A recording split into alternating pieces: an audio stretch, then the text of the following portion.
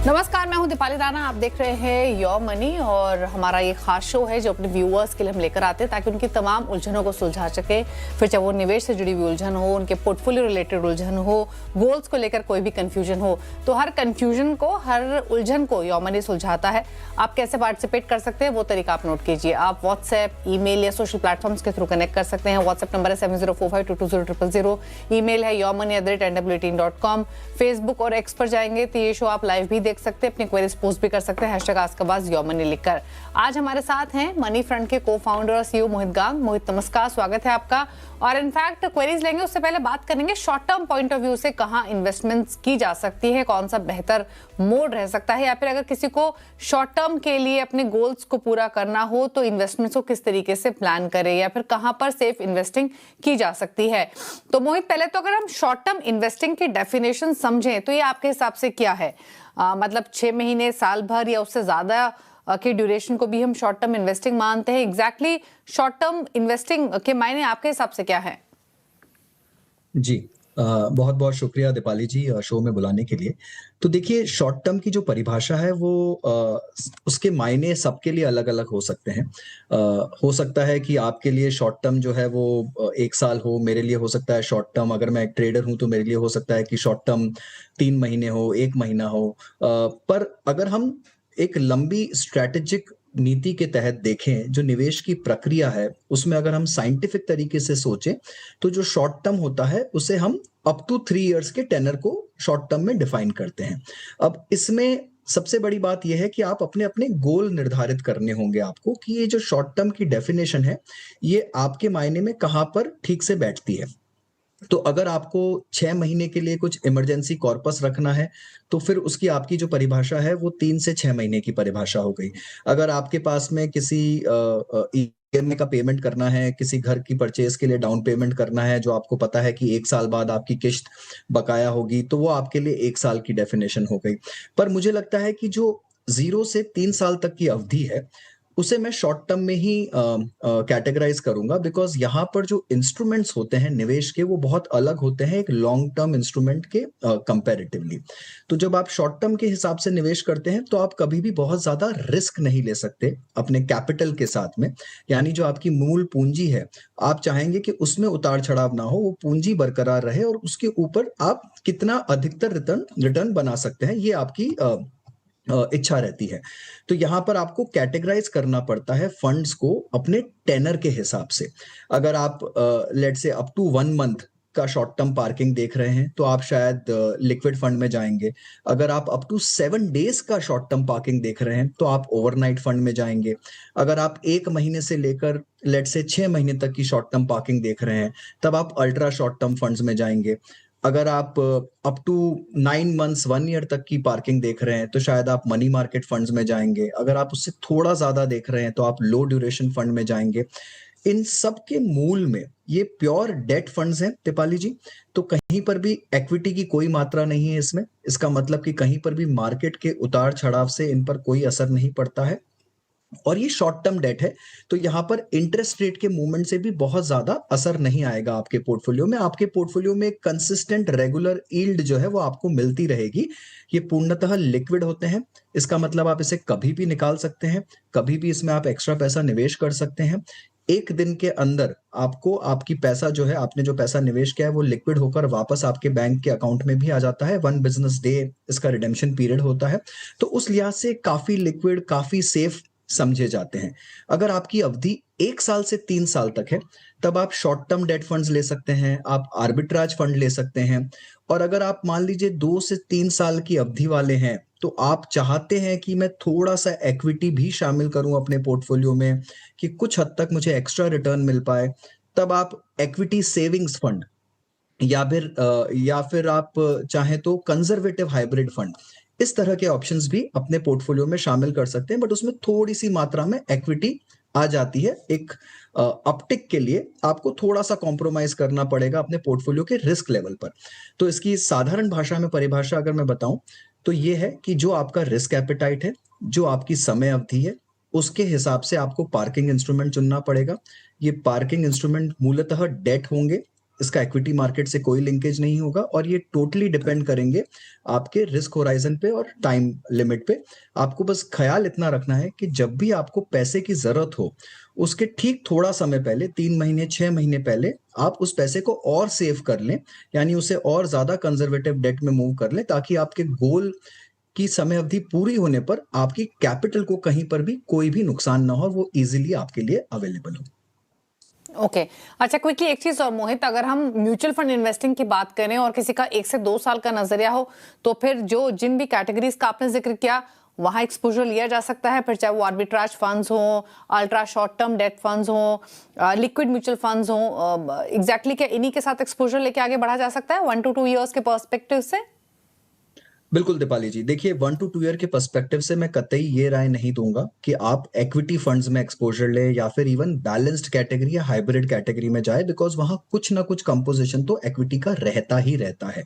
और 1 से 2 साल के टेनर में, जैसे आप पिछले 1 साल का ही उदाहरण ले लीजिए, इक्विटी ने कुछ नहीं किया, मार्केट में इक्विटी से कोई रिटर्न नहीं है। तो मान लीजिए अगर आपने 1 से 2 साल के लिए निवेश किया होता आज से 1 साल पहले, तो अभी तक आपका निवेश एज इट इज खड़ा होता, या शायद हो सकता है कि आप उसमें कुछ नेगेटिव ही देख लेते, या फिर डेट के रहने से हो सकता है कि आपके नेट रिटर्न्स जो है वो न्यूट्रल रहते। तो मेरी राय कभी भी नहीं रहेगी कि आप 1 से 2 साल की अवधि में प्योर इक्विटी में जाए।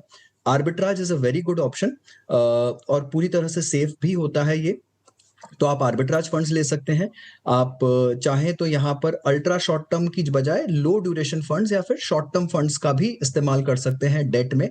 और अगर आप चाहते हैं कि आप रिटर्न में अपटिक लें, तो बड़ा सोच समझकर, बहुत पूरी तरह से जांच परख कर आप इक्विटी सेविंग्स फंड को देख सकते हैं। उसमें 10 से 15% या 10 से 20% के बीच में इक्विटी रहता है, बट मेरी राय फिर भी ये रहेगी कि वो अवॉइडेबल है 1 से 2 साल के टेनर के लिए। 2 साल के ऊपर के टेनर के लिए आप चाहें तो उस कैटेगरी को कंसिडर कर सकते हैं। ओके चलिए, तो ये बात हुई short term investing point of view से किस तरीके का पोर्टफोलियो क्रिएशन आप कर सकते हैं अगर आपका छोटी अवधि का व्यू है। चलिए अब सवालों को करते हैं शामिल। सत्या है हमारे साथ जमशेदपुर से सवाल पूछने के लिए। सत्या नमस्कार, बताइए क्या सवाल है आपका? सर जी, हाँ मैडम, गुड इवनिंग। मेरा मैडम आज के दिन में टोटल 8 म्यूचुअल फंड है। इसमें ICICI लार्ज कैप 5000 है, कोटक मल्टी कैप 10,000 है, पराग पारिक 10,000 है और HDFC mid cap 5,000, SBI कंट्रा fund 5,000 है, इन्वेस्को इंडिया स्मॉल कैप 5,000 है, HDFC मैन्युफैक्चरिंग में 5,000 है और टाटा डिजिटल इंडिया फंड 2,000। ऐसे टोटल करीब 47,000 के SIP है। और मेरा जो एग्जिस्टिंग कर्पस है 20,32,000 है। और मेरा जो इन्वेस्टमेंट नेक्स्ट 8 इयर्स के लिए है और मेरा टारगेट 2 करोड़ का। तो प्लीज एडवाइस। तो आपका 2 करोड़ का लक्ष्य है और अभी आपकी टोटल पोर्टफोलियो की वैल्यू कितनी है? टोटल पोर्टफोलियो मैडम 20,32,000 है टोटल कॉर्पस। 20 लाख का टोटल कॉर्पस है, 2 करोड़ का लक्ष्य 10 इयर्स में है और अभी 45,000 की आपकी एक्टिव SIPs चल रही हैं, राइट? मेरा 47,000 का, ठीक है। तो क्विकली मैं इनके फंड्स के नेम बता देती हूँ। Kotak multi cap, SBI contra, ICICI large cap, Invesco India small cap, Parag Parikh flexi cap, HDFC mid cap और HDFC मैन्युफैक्चरिंग, जहां पर 5 से 10,000 के CPA कर रहे हैं। क्या सजेशन रहेगा इनके पोर्टफोलियो को लेकर, कंसीडरिंग 47,000 की टोटल सिप है, 20 लाख के आसपास की पोर्टफोलियो की वैल्यू है और 2 करोड़ का लक्ष्य है इन 10 ईयर्स? जी, तो सत्या जी बहुत बहुत बधाई आपको। बहुत ही अच्छा खूबसूरती से बनाया हुआ आपका पोर्टफोलियो है, काफ़ी वेल बैलेंस्ड मैं कहूँगा। आपने एक अच्छा लार्ज कैप फंड चुन रखा है यहाँ पर ICICI का। आपने एक अच्छा मल्टी कैप, एक अच्छा फ्लेक्सी कैप, मिड और स्मॉल, सारे ही जो अच्छे फंड्स हैं आपने अपनी अपनी कैटेगरी में अव्वल श्रेणी के जो फंड्स थे वो आपने उठा के रखे हैं। इनफैक्ट SBI कॉन्ट्रा भी बहुत ही लाजवाब चॉइस है, एक वैल्यू श्रेणी या कॉन्ट्रा श्रेणी की कैटेगरी में। यहाँ पर 2 फंड्स आपने ले रखे हैं, HDFC manufacturing and Tata digital fund. तो देखिए सेक्टरल और थीमेटिक है। अगर आपको लगता है कि इस थीम्स में आपको बहुत ज़्यादा भरोसा है, इनके लॉन्ग टर्म प्रोस्पेक्ट्स में आप काफ़ी विश्वास रखते हैं, तो यस आप इन्हें कायम रख सकते हैं। बट अन्यथा मेरी ये राय रहेगी कि इन्हें कंसोलिडेट करके आप किसी फ्लेक्सी कैप या फिर अच्छे large and mid cap, multi cap fund, in categories में अपने एलोकेशन को बढ़ाइए। इनफैक्ट जो आपके एग्जिस्टिंग फंड्स हैं, उन्हीं के एलोकेशन को आप बढ़ा सकते हैं बिकॉज़ देखिए सेक्टोरल और थीमेटिक फंड्स में क्या है कि अपनी एक साइकिल होती है, एक प्रक्रिया होती है, थोड़ी अवधि लंबी हो सकती है और काफ़ी बार बहुत लंबे समय तक ये फंड्स प्रदर्शन ना भी दें। तो आपको उससे थोड़ा-सा क्या बोलते हैं, you will have to be aware of that thing. जहाँ तक आपके लक्ष्यों की सवाल है देखिए मेरे पास में जो पहले रकम थी वो 45,000 रुपए की हिसाब से थी, तो मैंने 45,000 रुपए के हिसाब से अगर मैं देखूँ, तो 10 साल में मैं 12% की अगर ग्रोथ रेट अज़्यूम करूँ तो आप 1 करोड़ का की रकम जमा कर लेंगे अपनी एसआईपी से। अगर आप इसे 47,000 कर देते हैं तो रकम थोड़ी बढ़ जाएगी। तो आपका कॉर्पस बेटर ही हो जाएगा यहाँ से। जो आपका एक्जिस्टिंग कॉर्पस है वो भी मेरे पास जो आंकड़ा था वो 16 लाख का था, तो वो भी बढ़कर करीब-करीब 50 लाख पहुँच जाएगा 10 साल में। तो आपका एसआईपी और एक्जिस्टिंग कॉर्पस जो कि अभी 20,25,000 पर पहुंच चुका है, उसे मैं अगर मिलाऊं तो आप करीब 1 करोड़ 70-75 लाख के आसपास की रकम जमा कर लेंगे 10 साल में। जो आपका लक्ष्य है 2 करोड़ का, आप उसके काफी करीब रहेंगे। तो मेरी राय ये रहेगी कि अपने एसआईपी की रकम को जितना जल्दी हो सकता है, आप बढ़ाकर 55,000 के आसपास ले जाइए। तो ये जो लक्ष्य है आपका, वो आपके पकड़ में आ जाएगा और आप जल्दी से जल्दी अपने लक्ष्य की तरफ पहुंच जाएंगे। फंड बैलेंस बहुत अच्छा है, सिर्फ थोड़ा-सा सेक्टोरल थीमेटिक फंड्स पर आप सोच सकते हैं कि आपको किस तरह से उन्हें अपने पोर्टफोलियो में रखना है या उन्हें हटा के आप कंसोलिडेट करना चाहते हैं अपने पोर्टफोलियो को। ओके, चलिए तो ये रही सलाह आपके लिए और आपके जो फंड्स हैं वो बढ़िया हैं। आप इन्वेस्टेड रहिए अपने सभी फंड्स में। टाइम टू टाइम अपने पोर्टफोलियो को मॉनिटर करें क्योंकि लंबी अवधि का आपका व्यू है। गोल के जो लक्ष्य आप लेके चल रहे हैं उसके नज़दीक आप पहुंच पाएंगे इस पोर्टफोलियो के साथ। स्टेप अप करेंगे तो ज़्यादा बेहतर रहेगा। बाकी बदलाव की कोई ज़रूरत नहीं है, आपके पोर्टफोलियो में एग्जिस्टिंग फंड्स के साथ ही कंटिन्यू करें। बात करेंगे अगले व्यूअर से और अभिजीत देशमुख पुणे से हमारे साथ कनेक्टेड हैं। अभिजीत जी नमस्कार, बताइए सवाल। नमस्ते नमस्ते। मैंने पोर्टफोलियो भेजा है आपको रिव्यू के लिए, जो मेरा रिटायरमेंट के लिए और बच्चे की पढ़ाई के लिए मैंने इकट्ठा किया है। 6250 की सिप चल रही है ना आपके अभिजीत? क्या बोल रहे हैं मैडम? 6250 की एसआईपी आप कर रहे हैं, पोर्टफोलियो की वैल्यू 9 लाख है, यही बराबर। ओके ठीक है। और 20 इयर्स का आपका होराइजन है? बराबर। ओके आप स्टेप अप भी करेंगे वैसे? मैं ना 10 साल में सिप करूंगा, जब मार्केट गिरा तो उसमें लमसम भी करूंगा, बाद में 10 साल के बाद मैं स्टॉप करूंगा। ये ऐसे ही 20 साल तक रखने वाला हूँ। अच्छा, तो जो आप एसआईपी कर रहे हैं ये 10 इयर्स के लिए करेंगे, 10 इयर्स के बाद पोर्टफोलियो नेक्स्ट 10 इयर्स के लिए होल्ड करेंगे, प्लस लमसम भी आप इन्वेस्ट करेंगे whenever market will be down, right? ठीक है। तो मैं पूछ लेती हूँ 6250 के एक्टिव स्टेप्स हैं इनके फिलहाल मोहित, और 9 लाख की पोर्टफोलियो की वैल्यू है, 20 इयर्स का होराइजन। आपने सुना 10 साल सिप करेंगे, 10 साल होल्ड रखेंगे पोर्टफोलियो को, लमसम भी करेंगे व्हेनेवर मार्केट इज डाउन। कितना करेंगे वो शायद ही तभी डिसाइड करेंगे। फंड्स कौन से हैं? Motilal Oswal mid cap, Motilal Oswal large mid cap, ICICI का flexi cap, SBI multi cap, Canara bank का small cap, HDFC retirement saving, इन सभी में 1000 नीचे 250 डाल रहे हैं। आईसीआईसीआई प्रू नेस्डैक 100 इंडेक्स में लमसम इन्वेस्टमेंट ऑलरेडी इन्होंने 25,000 की हुई है। मेरा ये sir global X artificial intelligence and tech ETF में। बताइए इनके लिए सजेशंस। जी तो देखिए अभिजीत जी, अगर मुझे शुरुआत से एक नया पोर्टफोलियो बनाना होता तो शायद मैं ये पोर्टफोलियो इस तरह से नहीं बनाता जो आपने अभी बनाया है।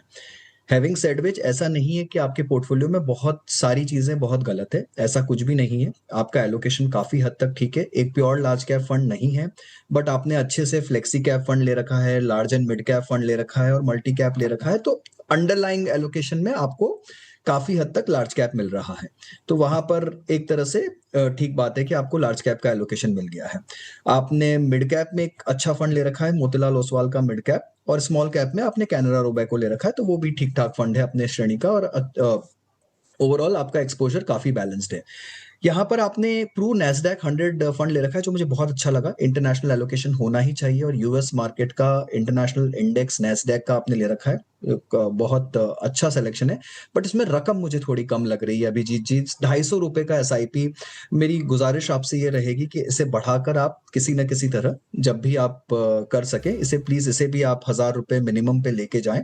और बिकॉज 250 रुपए की एसआईपी काफी कम है डाइवर्सिफिकेशन के लिहाज से। अगर मैं देखूं तो यूएस मार्केट जो है वो दुनिया का सबसे बड़ा मार्केट है, करीब करीब 71 ट्रिलियन का उनका मार्केट कैप है, और जो पूरे विश्व के मार्केट कैप का ऑलमोस्ट 50-55% है। तो यूएस मार्केट अपनी श्रेणी का एक अलग ही मार्केट है, और यहाँ पर अगर आप एलोकेशन कर रहे हैं तो उसे थोड़ा सब्सटेंशियल बनाइए, राइट।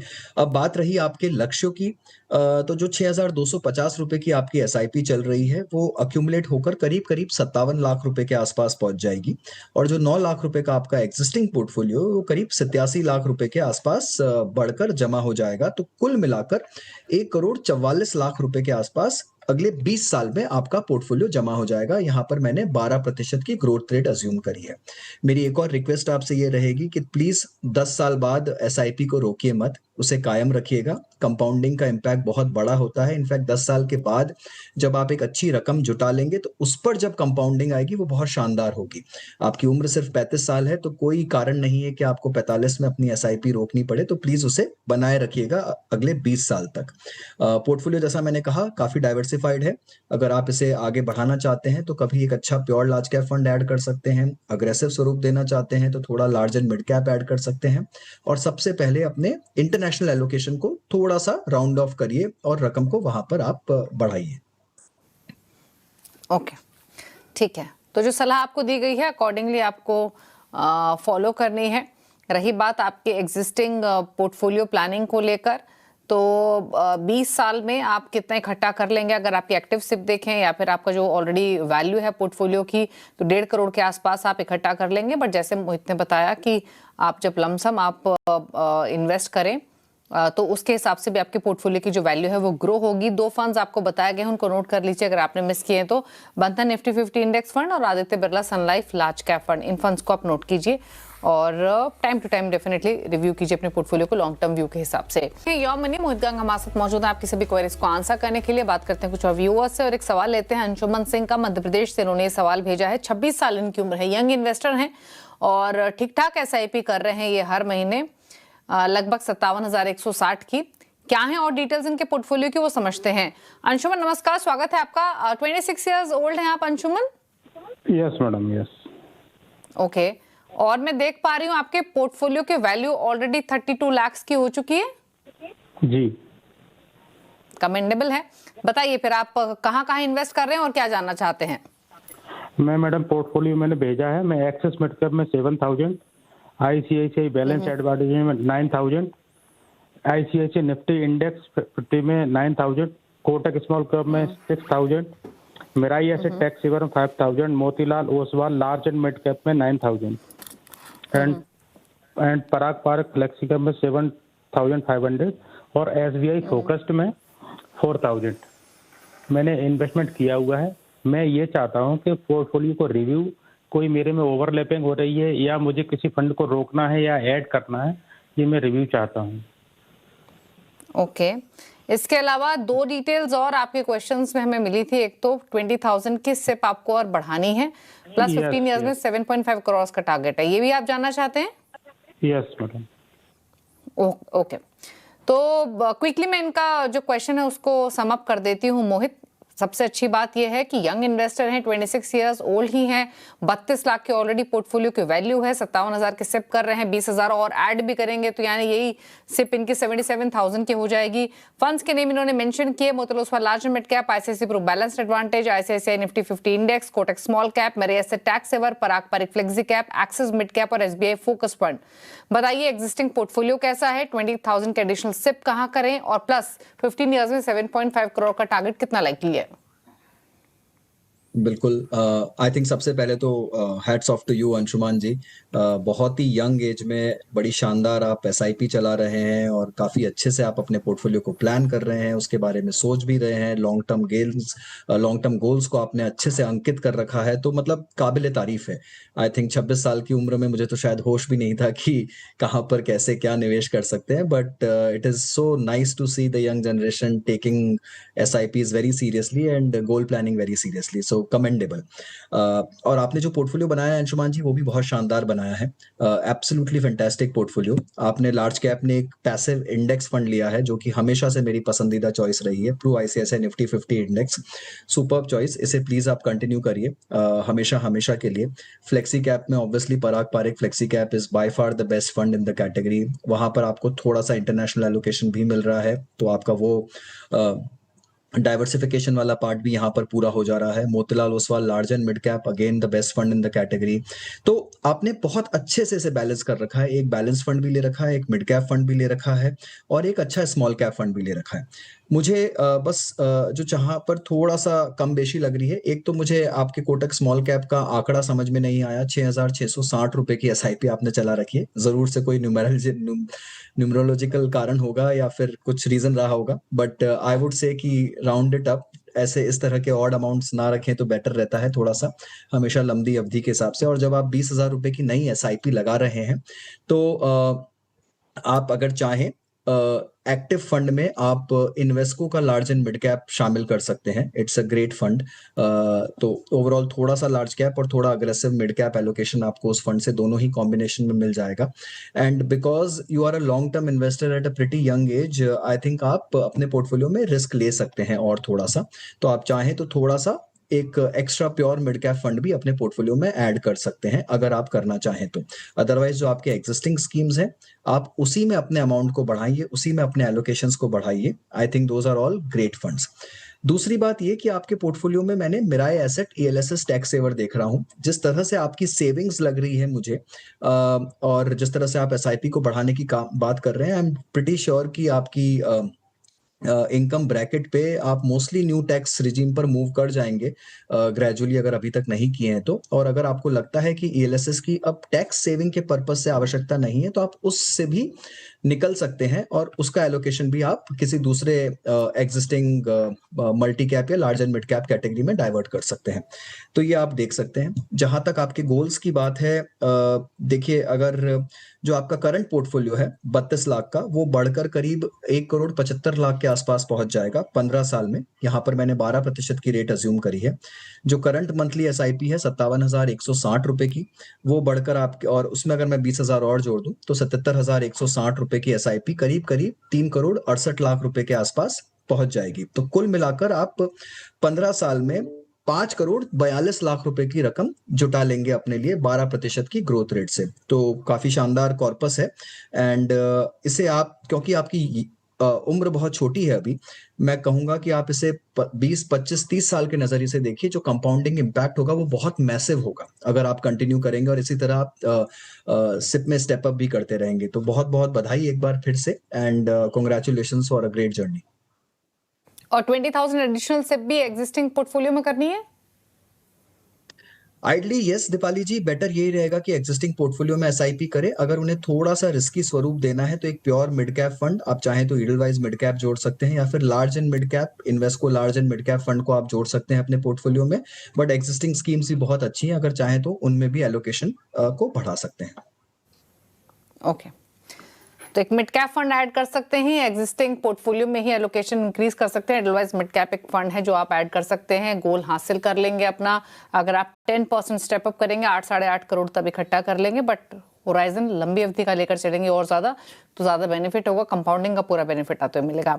चलिए, सवाल तो इतने शो में करेंगे शामिल। मोहित, आपकी तरफ से कुछ सजेशंस, कुछ फंड्स आपकी लिस्ट में जिनके साथ व्यूअर्स अपना पोर्टफोलियो क्रिएट कर सकते हैं लॉन्ग टर्म के लिए? जी दीपाली जी, 4 स्कीम्स के नाम लेना चाहूंगा यहाँ पर। लार्ज कैप कैटेगरी में अगर मैं एक्टिव चॉइस लूं तो वो होगा Aditya Birla sun life large cap fund. Mostly मैं हमेशा पैसिव चॉइस के साथ में जाता हूँ और उसमें मेरी चॉइस हमेशा से एक निफ्टी 50 इंडेक्स फंड रहती है। अगर मैं लार्ज एंड मिड कैप, जो कैटेगरी मुझे बहुत अच्छी लगती है आजकल, बिकॉज वो फ्लेक्सी कैप की तरफ बहुत ज़्यादा बड़े एम नहीं है वहाँ पर, तो वहाँ पर Invesco India large and mid cap fund. Mid cap में Edelweiss mid cap and small cap में बंधन स्मॉल कैप, ये दोनों फंड मेरी चॉइस रहेंगे on the active side. Okay, चलिए, तो ये रहे मोहित के टॉप 4 फंड्स आपके स्क्रीन पर। थैंक यू मोहित आने के लिए शो में और सभी क्वेरीज को आंसर करने के लिए। इसी के साथ यो मनी में तो इतना ही। ब्रेक, उस पार भी खबरें जारी हैं। नमस्कार।